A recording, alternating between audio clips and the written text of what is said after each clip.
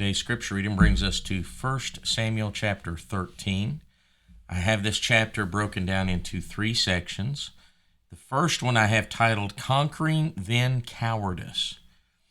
Prior to this, Saul was anointed king. Saul had led with 300,000 troops victory over the Amorites. And then in chapter 12, that was chapter 11, and then, 10, 11, and then chapter 12, Samuel lays down the law. He says, okay, you know me. I have walked with integrity before you since I was a child. I'm an old man now. Here's the deal. If you honor God, then God will watch over you and your king. If you don't, then he'll bring judgment down upon you and your king. He makes sure to let them know that no matter, even though their government has changed, the foundation of the nation has not. It's still going to be God that provides victory. And that's important because of now we're going into chapter 13. And we see that the beginning of this, that Saul is now reigning 2 years. Jonathan, his son, goes up and he brings a victory there at Geba against the Philistines. And then his daddy turned around and blew the trump and took credit for it. We see pride rising up in Saul. This provokes the Philistines, and Saul's army is 3,000 men. They went from 300,000 down to 3,000. They dwindled it down to 3,000 fighting men, 2,000 with Saul, 1,000 with Jonathan. Jonathan wrought this victory, and the Philistines now are on notice, and they begin assembling men, and they assemble 30,000 chariots and 6,000 horsemen. Just a bunch of people, right? But let me remind you that it could be 1,000,000 chariots, and it's still nothing compared to God. This is a lesson that Saul has yet to learn. It is a lesson that they should have, because you can go back to the time of the judges. You can go back to Gideon. By the time that Saul's army dwindles down, Gideon's was still half as much, and God brought a great victory then. But in this first few verses 1 through 7, I have it titled, Conquering Then Cowardice, because when the Philistines assemble this great army, then the children of Israel start running like a bunch of scared chickens. They start hiding. And the way I marked my Bible, it was interesting, of course, in verse number 6. They did hide themselves in caves and in thickets and in rocks and in high places and in pits. Man, they were like mice scurrying from the what do you call it?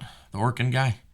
Anyway, the next section here, after that, after they went running scared, then Saul makes a grave mistake. That's the title of this next section, verses 8 through 16.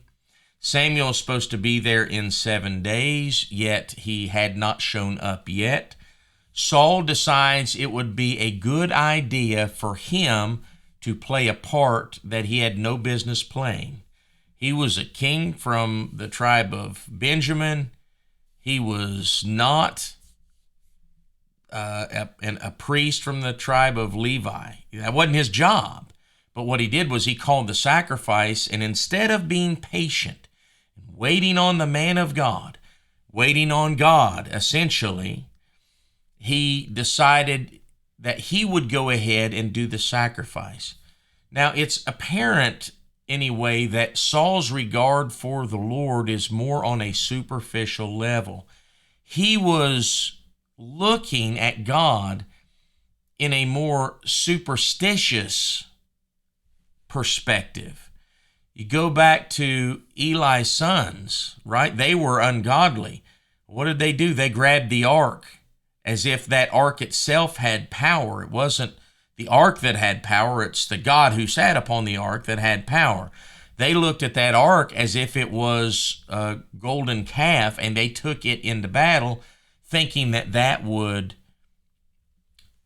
bring victory.